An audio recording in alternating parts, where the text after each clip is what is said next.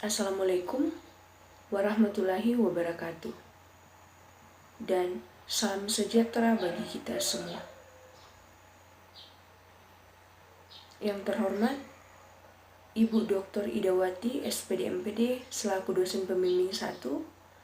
Yang terhormat Bapak Dr. Usman, SPD MPD, selaku dosen pembimbing 2. Yang terhormat Bapak Dr. Muhammad Saleh, SPD MPD, selaku dosen penguji 1. Yang terhormat Bapak Dr. Asis, SPD MPD, selaku dosen penguji 2. Saya, Mince Sandalo Pulalan, mahasiswa program studi Pendidikan Bahasa dan Sastra Indonesia, Angkatan 2016, akan mempresentasikan proposal penelitian saya yang berjudul Kesantunan Interrogatif pada Tuturan Guru dan Siswa dalam Pembelajaran Bahasa Indonesia di SMA Katolik Rantepao.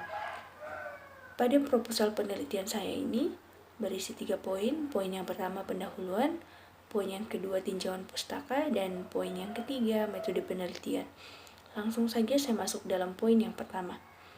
Dalam kegunaannya, bahasa dipakai untuk berinteraksi, sehingga manusia dapat mengungkapkan segala sesuatu yang ada dalam dirinya melalui bahasa, baik itu menyatakan keinginan, perasaan, dan pikiran dari seseorang, sehingga dapat dikatakan bahwa bahasa dapat mewujudkan kerjasama. Untuk itu, dalam berinteraksi dibutuhkan bahasa yang baik, sehingga lawan komunikasi bukan hanya menjadi pendengar yang baik, tetapi dapat memberikan respon yang baik. Oleh sebab itu, kegiatan berkomunikasi antara penutur bersama mitranya dapat berjalan dengan baik, ditandai dengan berperilaku yang santun, sehingga berkomunikasi dapat mewujudkan beberapa keinginan dari seseorang. Salah satunya dapat diwujudkan melalui tuturan interrogatif. Maka dari itu, tuturan sangat penting dalam proses pembelajaran. Tuturan mempunyai kedudukan sebagai penengah antara pengajar dan peserta didiknya, sehingga disebutkan bahwa pengajar dan peserta didiknya adalah satu kepaduan dalam pendidikan. Dalam hal ini, selama aktivitas mendidik yang berlangsung, seorang pendidik berperan penuh untuk mengajar dan mendidik di sekolah. Memiliki peran mengajar berarti guru memberikan pengetahuan kepada siswa. Lalu, peran mendidik artinya guru harus mampu membangun siswa untuk memiliki akhlak yang lebih baik. Misalnya, dalam bertutur, guru harus bertindak tutur yang santun. Tuturan guru yang santun dapat dijadikan sebagai contoh untuk siswa agar berbahasa yang santun. Hal tersebut dapat dicontoh bagi siswa yang tidak santun dalam bertutur. Nah, dalam kurikulum 2013, antara sikap, pengetahuan, dan keterampilan haruslah seimbang. Dengan kata lain, siswa tidak hanya terampil dan cerdas secara teori, tetapi harus beriringan dengan sikap yang baik, sehingga pencapaian dari aspek sosial dapat terintegrasikan. Aspek yang dimaksud di sini ialah kesantunan dalam bertutur. Pemerintah mengharapkan sopan santun sebagai karakter yang harus ditumbuhkan oleh peserta didik. Itu menurut Samadi dan Haryanto pada tahun 2011. Namun dalam keadaan yang terlihat di lapangan menunjukkan ada beberapa faktor atau masalah yang memicu sehingga guru mengeluarkan bahasa yang kurang santun. Hal tersebut dibuktikan apabila seorang siswa selalu berulang kali melakukan pelanggaran seperti tidak mengerjakan tugas, bolos, dan berkelahi dalam proses pembelajaran. Sehingga situasi inilah yang kadang membuat guru lepas kontrol dalam membina, sehingga kadang mengeluarkan bahasa yang kurang santun dan terkesan keras. Adapun penelitian yang relevan yang pernah dilakukan oleh Ansari Jumining pada tahun 2017, penelitian ini berfokus pada kesantunan berbahasa yang dapat dilihat dari wujud tuturannya. Dalam penelitian ini, kesantunan berbahasa dapat dilihat dari 4 jenis wujud tuturan. Salah satunya ialah tuturan interrogatif. Kemudian penelitian yang relevan kedua pernah dilakukan oleh Iwayan Gede Mega Saputra Pada tahun 2014, hasil penelitian Iwayan GD Mega Saputra membuktikan bahwa kesantunan berwujud perintah atau imperatif yang dituturkan guru dalam memotivasi siswa tingkat kesantunannya lebih tinggi. Karena guru dalam bertutur tingkat kesantunannya hampir mencapai angka 100%. Selanjutnya, adapun rumusan masalah dalam penelitian ini terbagi menjadi dua. Yang pertama, bagaimanakah wujud kesantunan interrogatif tuturan guru dalam pembelajaran Bahasa Indonesia di SMA Katolik Rantepao. Yang kedua, bagaimanakah wujud kesantunan interrogatif tuturan siswa dalam pembelajaran Bahasa Indonesia di SMA Katolik Rantepao. Adapun tujuan penelitian yang ingin dicapai dalam penelitian ini terbagi menjadi dua. Yang pertama, mendeskripsikan wujud kesantunan interrogatif tuturan guru dalam pembelajaran Bahasa Indonesia di SMA Katolik Rantepao. Yang kedua, mendeskripsikan wujud kesantunan interrogatif tuturan siswa dalam pembelajaran Bahasa Indonesia di SMA Katolik Rantepao. Selanjutnya, manfaat penelitian. Manfaat penelitian terbagi menjadi dua, yaitu manfaat praktis dan manfaat teoritis. Selanjutnya, kajian teori yang mendukung dalam penelitian ini terbagi menjadi 4. Yang pertama pragmatik, yang kedua tindak tutur, yang ketiga kesantunan berbahasa, dan yang keempat kalimat interrogatif. Langsung saja kita masuk dalam pembahasan yang pertama, yaitu pragmatik. Pragmatik dikenal sebagai bagian dari linguistik. Hal tersebut dikarenakan linguistik mengkaji mengenai tuturan dari penuturnya, sehingga dapat disebutkan bahwa pragmatik adalah salah satu studi bahasa yang mengkaji mengenai penggunaan bahasa dan maknanya melekat dengan konteks. Konteks tersebut diciptakan dan dimiliki oleh pengujar bersama dengan mitranya saat bertutur.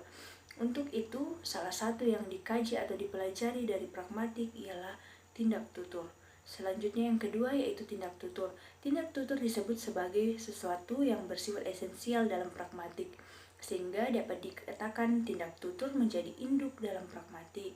Tindak tutur menjadi landasan untuk kajian-kajian pokok pragmatik lainnya. Tindak tutur berfokus pada arti dari sebuah pertuturan, baik makna maupun tindakannya. Wijana pada tahun 1996 membedakan 3 jenis kalimat. Salah satu di antaranya ialah pertanyaan atau interrogatif. Selanjutnya, poin yang ketiga yaitu kesantunan berbahasa. Kesantunan berbahasa merupakan hal yang paling penting dalam berkomunikasi. Kesantunan berbahasa dapat disebutkan sebagai kecerdasan emosional dari sang penutur. Yule pada tahun 2007 menyatakan bahwa muka sebagai gambaran yang dapat menampakkan kesantunan. Sejalan dengan itu, ada 3 tokoh yang mengungkapkan tentang kesantunan. Di antaranya yaitu yang pertama Leach, yang kedua Brown dan Levinson, dan yang ketiga Robin Lakoff.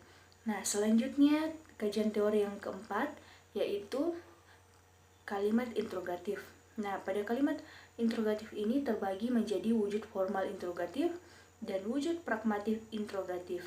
Nah, bagian yang pertama wujud formal interrogatif terbagi menjadi kalimat interrogatif parsial dan kalimat interrogatif total. Itu menurut Rahardi pada tahun 2005 halaman 88. Kalimat yang pertama itu kalimat interrogatif total.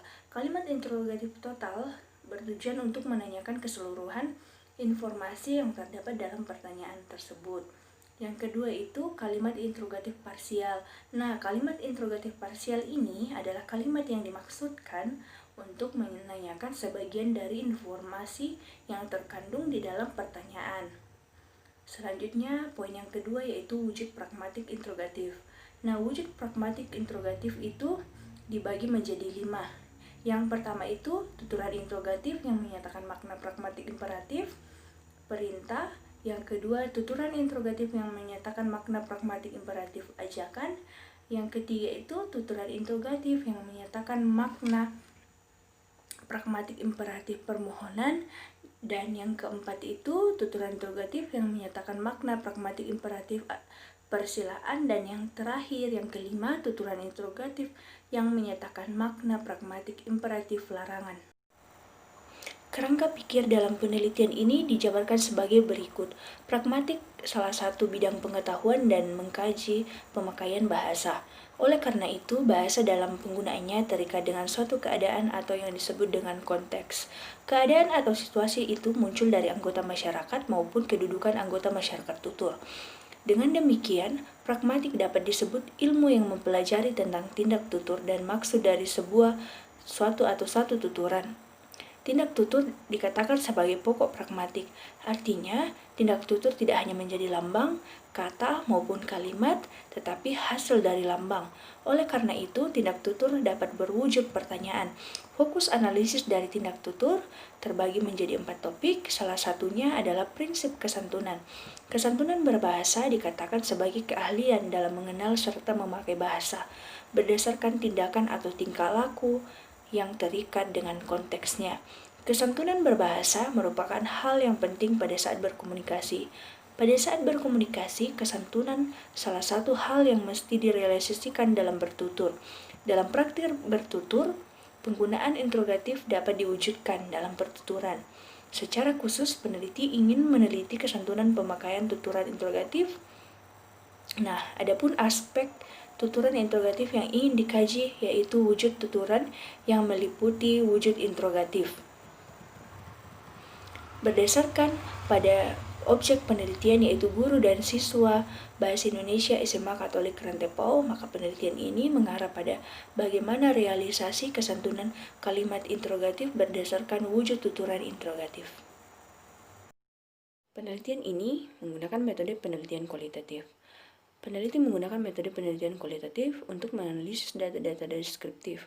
Untuk itu, dalam penelitian ini, jenis penelitian yang digunakan yaitu deskriptif kualitatif.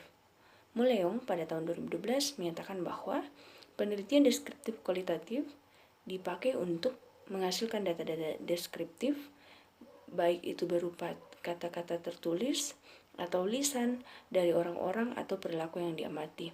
Sehingga dalam penelitian ini difokuskan untuk mendeskripsikan wujud kesantunan interrogatif. Selanjutnya, definisi istilah. Peneliti menggunakan definisi istilah dalam penelitian ini untuk menghindari kesalahpahaman atau ketidakjelasan dalam penelitian ini. Untuk itu terdapat 4 definisi istilah. Yang pertama, kesantunan berbahasa. Yang kedua, interrogatif. Yang ketiga, wujud formal interrogatif. Yang keempat, wujud pragmatik interrogatif. Selanjutnya, data dan sumber data. Data dalam penelitian ini berupa data verbal. Data verbal yang dimaksudkan ialah berupa tuturan. Nah, kemudian data dalam penelitian ini didapatkan dari guru dan siswa saat pembelajaran bahasa Indonesia sedang berlangsung. Selanjutnya, teknik mengumpulkan data. Ada 4 cara yang digunakan untuk mengumpulkan data dalam penelitian ini. Yang pertama, observasi. Yang kedua, pencatatan. Yang ketiga, merekam. Dan yang terakhir yaitu transkripsi. Selanjutnya, instrumen penelitian. Peneliti sebagai instrumen utama dalam penelitian ini. Untuk itu, dalam penelitian ini digunakan matriks guna untuk mengklarifikasi data penelitian sesuai dengan wujud interrogatif yang berkaitan dari teori Kunjani Rahardi. Sehingga panduan analisis datanya dikategorikan menjadi 2. Yang pertama, wujud formal interrogatif dan wujud pragmatik interrogatif. Selanjutnya, teknik analisis data. Teknik analisis data dalam penelitian ini dilakukan dengan cara yang pertama, transkripsi, yang kedua mengidentifikasi data, yang ketiga menganalisis, dan yang keempat penarikan kesimpulan. Demikianlah hasil presentasi proposal penelitian saya. Terima kasih. Assalamualaikum warahmatullahi wabarakatuh.